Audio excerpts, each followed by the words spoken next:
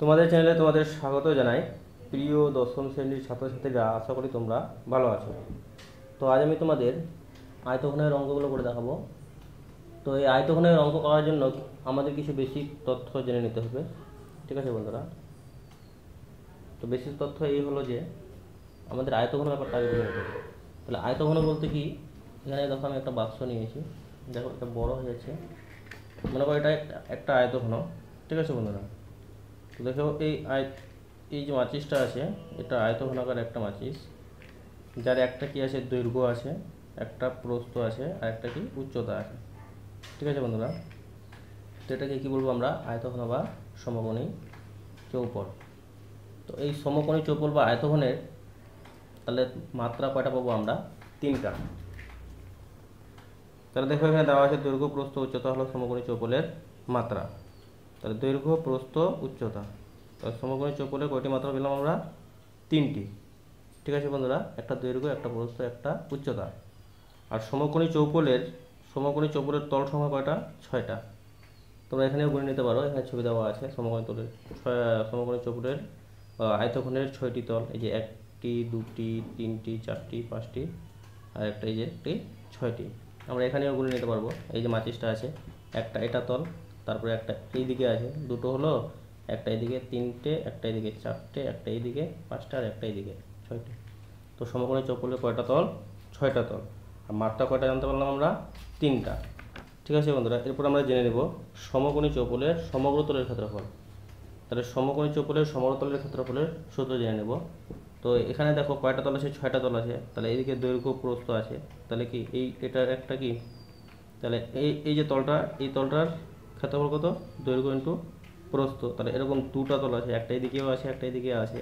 তাই কিন্তু এখানে দেখো প্রত্যেকটা তল কিন্তু দুটো দুটো করে আছে। তাই এখানে কিন্তু আগে থেকে 2 কমন নিয়ে নিয়েছে। ঠিক আছে বন্ধুরা?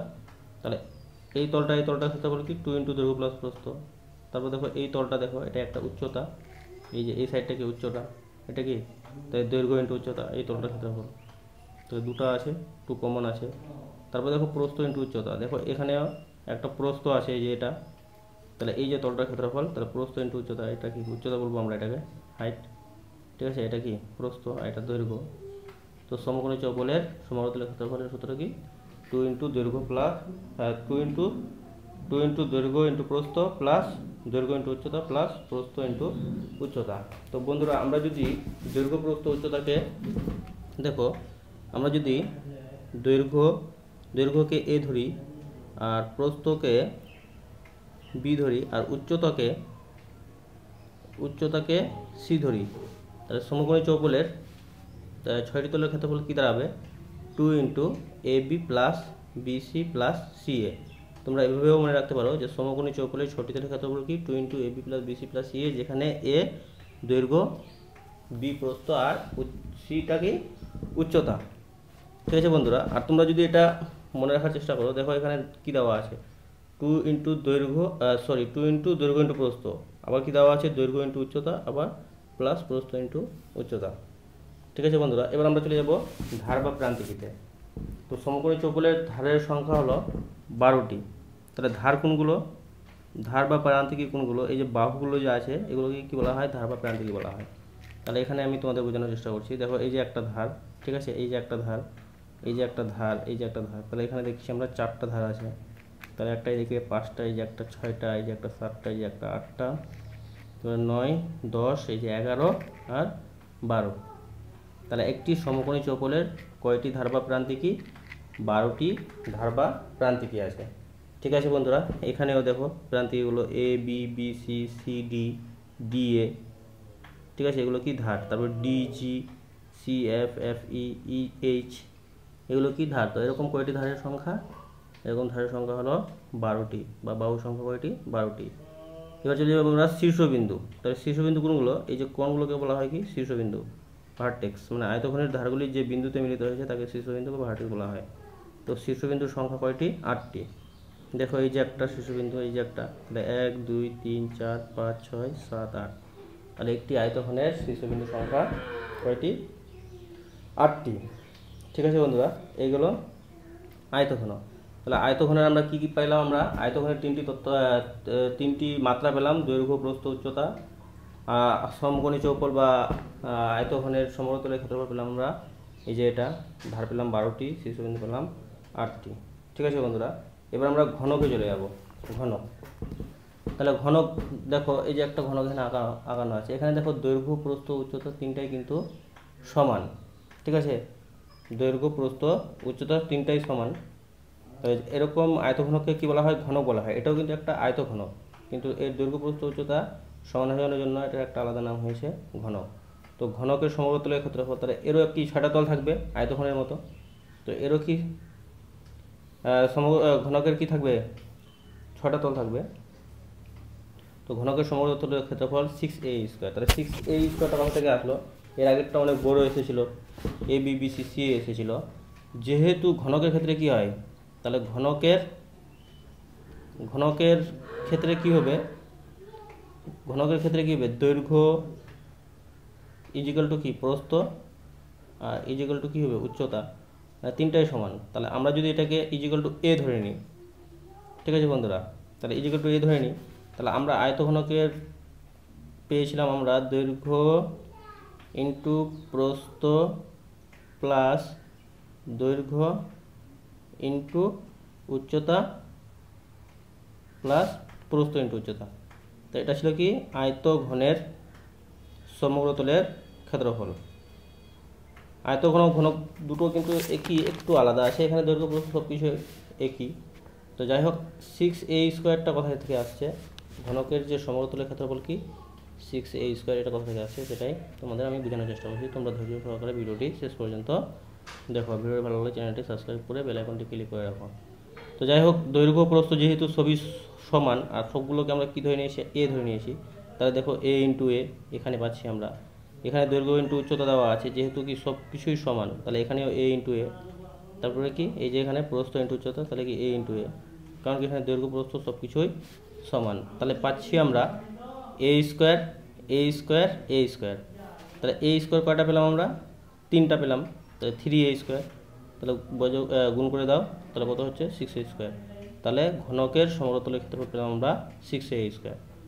আর যদি বলা হয় আয়তঘনকের সমগ্রতলের ক্ষেত্রফল, তাহলে কি 2 into A B B C, A B plus BC plus C A, যেখানে কি দৈর্ঘ্য এ, প্রস্থ এ, বি, উচ্চতা সি। ঠিক আছে বন্ধুরা, তাহলে আয়তঘন আর ঘনকের আমরা সমগ্রতলের ক্ষেত্রফল জানতে পারলাম। এবার দেখো ঘরের 4 দেওয়ালের ক্ষেত্রফল। এটা আমরা এইটাই শিখেছি, ঘরের 4 দেওয়ালের ক্ষেত্রফল 7এও আছে মনে হয়। তো 2 ইন্টু দৈর্ঘ্য প্লাস প্রস্থ, ঠিক আছে, বা ভূমির পরিসীমা ইন্টু উচ্চতা। ভূমির পরিসীমা মানে কি? দৈর্ঘ্য ইন্টু দৈর্ঘ্য, 2 ইন্টু দৈর্ঘ্য প্লাস প্রস্থ মানে তো ভূমির পরিসীমা। এটা কি একটা পরিসীমার সূত্র? 2 ইন্টু দৈর্ঘ্য প্লাস প্রস্থ, ওর সঙ্গে কী করতে হবে? আমাদের কী করতে হবে? ভূমির পরিসীমার সঙ্গে উচ্চতা যুক্ত করে দিলে আমরা কী পাই? ঘরের 4 দেওয়ালের ক্ষেত্রফল পাই। তো ঘরের 4 দেওয়ালের ক্ষেত্রফলটা তোমাদের মনে রাখতে হবে 2 ইন্টু দৈর্ঘ্য প্লাস প্রস্থ ইন্টু উচ্চতা। তো এই সূত্রগুলো মনে না রাখলে কিন্তু আমরা আয়তঘনের যে অঙ্কগুলো আছে সেগুলো করতে পারবো না। তো দেখো কর্ণটা কী জিনিস?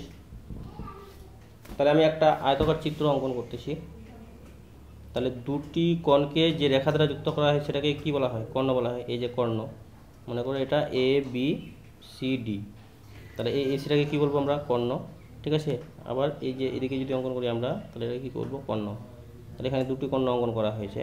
ঠিক আছে, তো আয়তঘন তো যেহেতু কি, তাহলে আয়তঘনক কর্ণ দেখো, এই কোণ থেকে এই কোণ, এটাকে কী বলবো আমরা? কর্ণ। তাহলে কোনো আয়তঘনকের যদি মাত্রাগুলো দেওয়া থাকে, দৈর্ঘ্য প্রস্থ উচ্চতার যদি মান দেওয়া থাকে, তাহলে আয়তঘনকের কর্ণের দৈর্ঘ্যের সূত্র কী হবে? দৈর্ঘ্য স্কোয়ার প্লাস প্রস্থ স্কোয়ার প্লাস উচ্চতা স্কোয়ার। তাহলে কী পেলাম আমরা? আয়তঘনকের কর্ণের সূত্র কী পেলাম?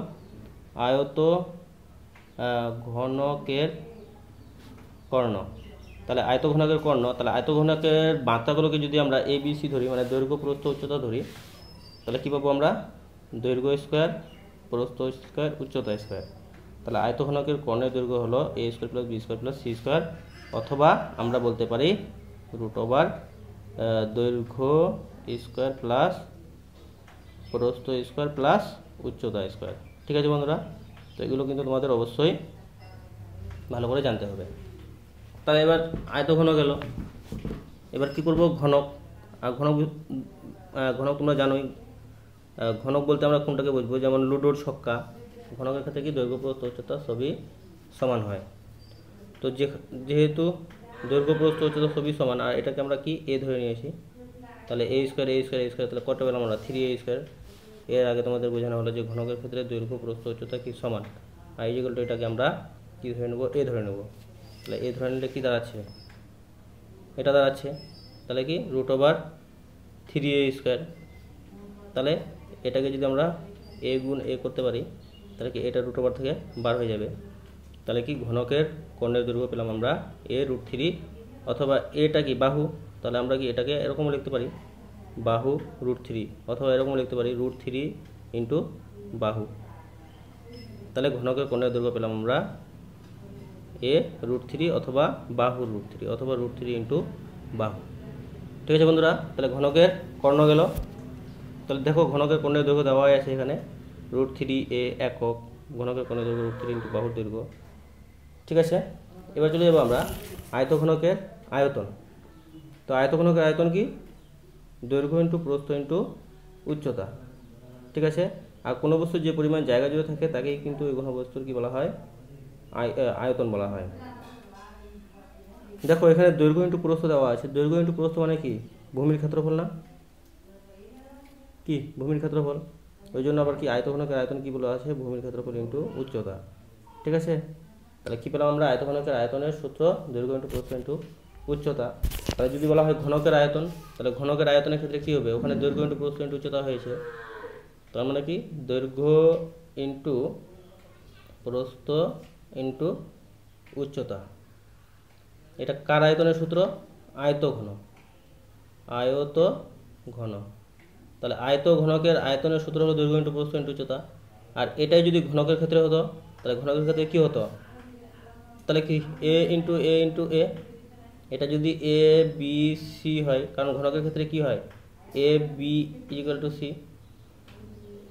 কেন বলছি, কারণ কি এখানে দৈর্ঘ্য প্রস্থ উচ্চতা সবই সমান। তাহলে কি ঘনকের আয়তনের সূত্র কি দাঁড়াচ্ছে এ কিউব বা বাহু কিউব বলতে পারি আমরা। ঠিক আছে বন্ধুরা, তাহলে ঘনকের আমরা আয়তনের সূত্র বুঝে গেলাম। এরপরে দেখো কি আছে, এই যেখানে ঘনকের আয়তনের সূত্র দেওয়াই আছে এ গুণে এ কিউব ঘনক একক বা একটি বাহুর দৈর্ঘ্য কিউব। ঠিক আছে বন্ধুরা, তো এরপরে আমরা একেবারে অনুশীলনীতে চলে যাব। তো প্রথমে কি দেওয়া আছে দেখো, কোথায় দেখি 4, আমরা পরিবেশের 4টি আয়তঘনাকার ও 4টি ঘনকাকার বস্তুর নাম লিখি। তো আমরা পরিবেশের 4টি আয়তঘনাকার বস্তু, তো একটা আমরা মাচিসই দেখলাম, এটা একটা আয়তঘনাকার বস্তু। আবার আমাদের যে বইটা আছে দেখো, বইটাও কিন্তু একটা আয়তঘনাকার বস্তু। ঠিক আছে, তো আমাদের বইটাও কিন্তু একটা আয়তঘনাকার বস্তু, আমাদের মোবাইলটাও আয়তঘনাকার বস্তু। ঠিক আছে, তো আমাদের পরিবেশে কিন্তু এরকম অনেক আয়তঘনাকার বস্তু আছে, তো তোমরা লিখে নেবে। ঠিক আছে, বাড়িও হতে পারে। এবার ঘনক, তাহলে ঘনক লুডোর ছক্কা, ঘনকের উদাহরণ একটা হলো। তারপর কি ঘনক আকৃতির চৌবাচ্চা, ঘনক আকৃতির কোনো বাক্স হতে পারে, ঘনক আকৃতির ঘর হতে পারে। ঠিক আছে, ঘনক আকৃতির ট্রাঙ্ক হতে পারে ইত্যাদি। তো ঘনক আকৃতির অনেক কিছুই আছে। তারপরে খেলার যে কিউবগুলো হয় ওটাও কিন্তু একটা ঘনক আকৃতির। এবার দেখো 2 নম্বরটা, পাশের আয়তঘনাকার চিত্রের তলগুলি, ধারগুলি ও শীর্ষবিন্দুগুলির নাম লিখি। তাহলে তলগুলি কি কি আছে, তো আমরা জানি আয়তঘনাকারের কয়টি তল, 6টি তল। তো আমি ছবিটা দেখো, আমি অঙ্কন করতেছি। দেখো এখানে একটা তল পেয়ে গেলাম আমরা। ঠিক আছে বন্ধুরা, এই যে একটা এখানে তল পেয়ে গেলাম। কয়টা তল হলো, এখানে 2টা। ঠিক আছে, এবার দেখো এখানে আরও অনেকগুলো তল তৈরি হয়ে গেল। তো এখানে মোট কয়টা তল আছে, 6টি তল আছে। তো 6টি তল কি কি হতে পারে, তাহলে দেখো যে এ বি সি ডি একটা তল হতে পারে। ঠিক আছে, 2 নম্বরটা একটা কি লিখবো, পাশের আয়তঘনাকার চিত্রের তলগুলি। তাহলে আমি জাস্ট তল লিখে দিচ্ছি, যদিও এগুলো পরীক্ষায় আসবে না, জাস্ট বোঝার জন্য। তাহলে তল কি আছে, একটা এ বি সি ডি আছে, এ বি সি ডি একটা তল। ঠিক আছে বন্ধুরা, এবার দেখো এ ডি ই এফ একটা তল আছে, এ ডি ই এফ একটা তল আছে। তারপরে দেখো সি বি জি এইচ বা BCGH BCGH কটা তল গেল, একটা দুইটা তিনটা, আরও তিনটা তল আছে। তাহলে এটা গেল এটা গেল এটা গেল। এবার দেখো GFDC এগুলো তোমরা যেভাবেই লিখতে পারো, ঠিক আছে। তাহলে 1 2 3 4, তো GFDC হলো GFDC। তারপর দেখো EFGH আর কোনটা তল আছে দেখো, আর তল থাকলো কি দেখো, এই যে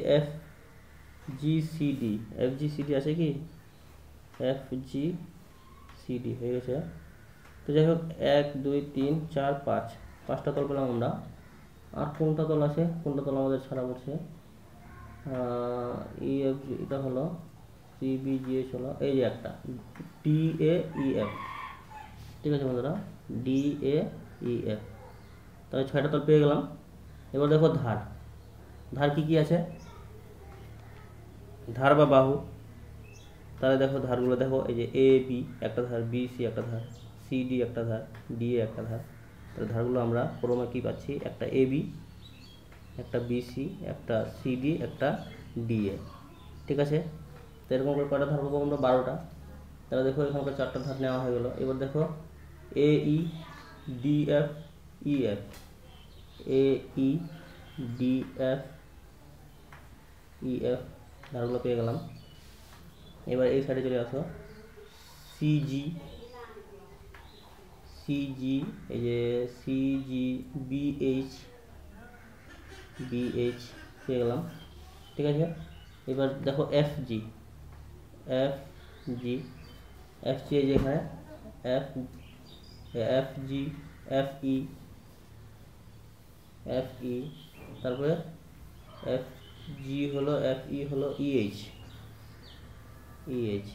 ঠিক আছে। আর GH দেখো 1 2 3 4 5 6 7 8 9 10 11 12। যাই হোক কোনো একটা হয়তো আমাদের বেশি হয়ে গেছে, 1 2 3 4 5 6 7 8 9 10 11 12 13টা হয়ে যাচ্ছে।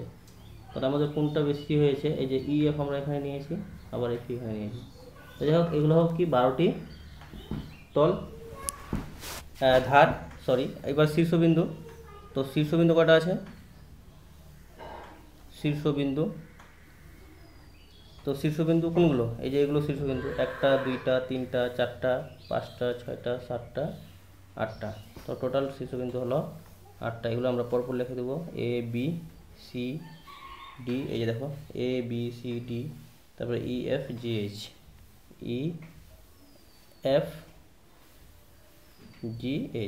ঠিক আছে বন্ধুরা। তো শীর্ষবিন্দুগুলো কয়টা, 8টা। 2 নম্বরটা ক্লিয়ার। এবার দেখো 3 নম্বরটা কি বলেছে, যে একটি সমকোণী চৌপালাকার ঘরের দৈর্ঘ্য প্রস্থ উচ্চতা 5 মিটার 4 মিটার 3 মিটার। তাহলে ওই ঘরে সবচেয়ে লম্বা যে দণ্ড রাখা যাবে তার দৈর্ঘ্য হিসাবে লিখি। তাহলে আমরা কি জানি, কোনো ঘরে যদি আমরা কোনো দণ্ড রাখি, মনে করো এটা যদি আয়তঘনাকার কোনো বস্তু হয়, ঠিক আছে, তাহলে আমরা যদি এখানে রাখি, তাহলে সবচেয়ে বেশি জায়গা আমাদের কোথায় আছে, এই কোণ থেকে এই কোণে, মানে এইভাবে রাখতে পারবো, ঠিক আছে। সবচেয়ে বড় যে দণ্ডটা রাখতে পারবো এদিক দিয়ে রাখতে পারবো, তাই না, এদিক দিয়ে। তাহলে এটা কি পাচ্ছি আমরা, কর্ণ পাচ্ছি, ঠিক কি না। তাই যদি আমরা কর্ণ যদি বার করে নিই, কর্ণ যদি আমরা বার করতে পারি, তাহলে কী হবে, সবচেয়ে বড় দণ্ডটা দৈর্ঘ্য পেয়ে যাব আমরা, ঠিক আছে বন্ধুরা। তো 3 নম্বরটা দেখো, একটি সমকোণাকার চৌপলাকার ঘরের দৈর্ঘ্য প্রস্থ। তাহলে সমকোণী চৌপলটির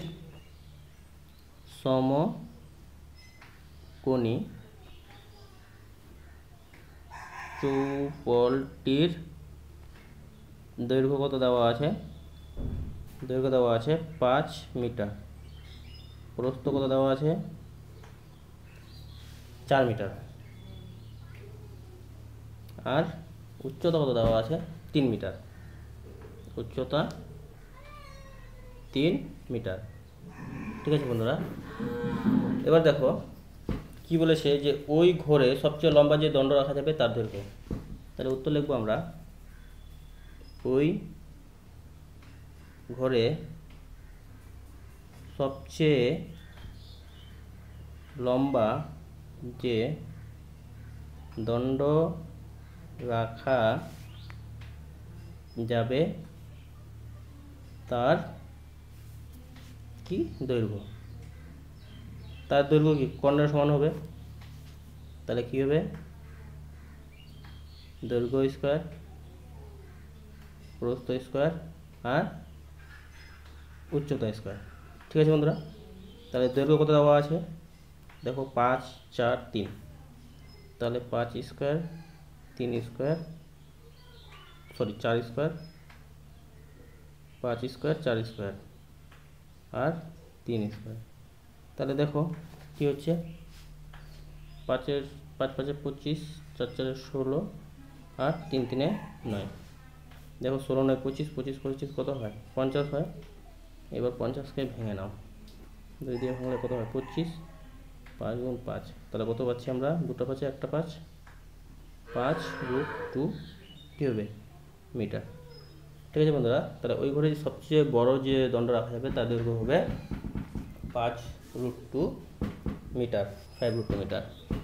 এরপর আমরা 4 নম্বর অঙ্কটা করবো। ঠিক আছে, দেখো 4 নম্বর অঙ্কটা কী বলা আছে, একটি ঘনকের একটি তলের ক্ষেত্রফল 64 বর্গমিটার হলে ঘনকটির আয়তন হিসাব করে লিখি।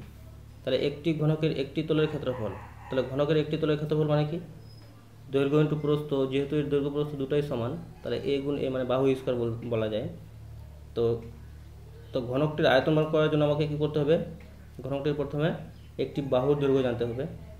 ঠিক আছে, তাহলে দেখো এখানে একটা ঘনক আকৃতির বস্তু দেওয়াই আছে, এটা কিন্তু একটা ঘনক আকৃতির বস্তু।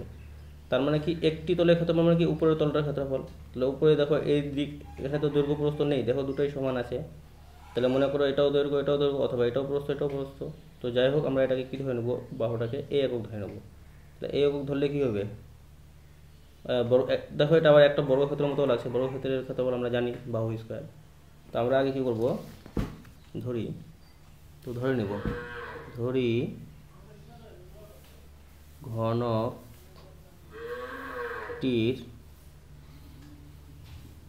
বাহুর দৈর্ঘ্য এ কি দেওয়া আছে মিটার, ঘনকটির বাহুর দৈর্ঘ্য এ মিটার। ঠিক আছে বন্ধুরা, তাহলে বাহুর দৈর্ঘ্য যদি এ মিটার হয় তাহলে ক্ষেত্রফল কত হবে, ঘনকটির একটি তলের ক্ষেত্রফল, তাহলে ঘনকটির একটি তলের ক্ষেত্রফল মানে কি বাহু স্কয়ার মানে এ স্কয়ার বর্গমিটার, আবার এই ক্ষেত্রফলটা কত দেওয়া আছে 64 বর্গমিটার। তাই আমরা শর্ত মতে কী লিখতে পারি, এ স্কয়ার ইকুয়াল টু 64 বর্গমিটার। তাহলে শর্ত মতে এ স্কয়ার ইকুয়াল টু 64 বা এ ইকুয়াল টু কি √64 বা এ ইকুয়াল টু ±8। ঠিক আছে বন্ধুরা, তো ঘনকটির একটি বাহুর দৈর্ঘ্য কত পেলাম আমরা 8 মিটার পেলাম। অতএব বলতে পারি আমরা এ ইকুয়াল টু 8 মিটার। ঠিক আছে বন্ধুরা, এবার কি চেয়েছে, কত নম্বর করছি আমরা 4 নম্বর, ঘনকটির আয়তন। অতএব উত্তর লিখব আমরা, অতএব ঘনকটির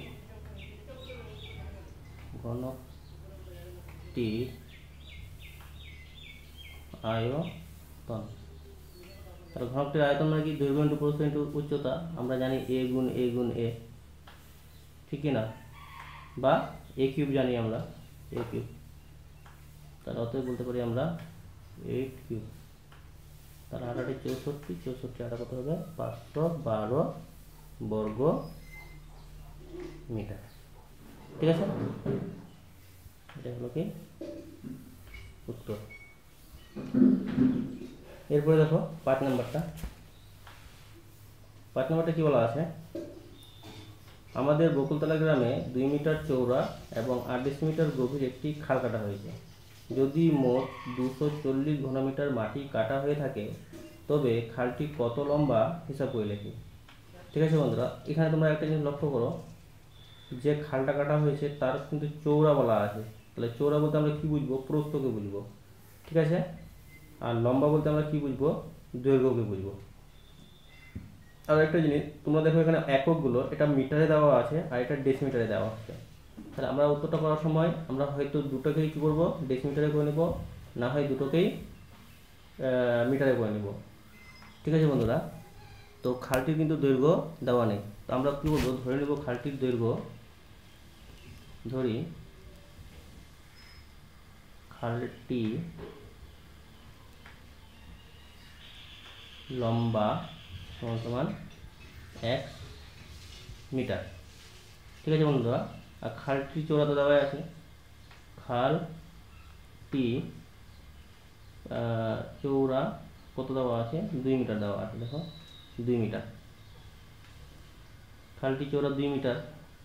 গভীরতা বলতে কি বুঝবো আমরা, উচ্চতা বুঝে নেব। ঠিক আছে বন্ধুরা।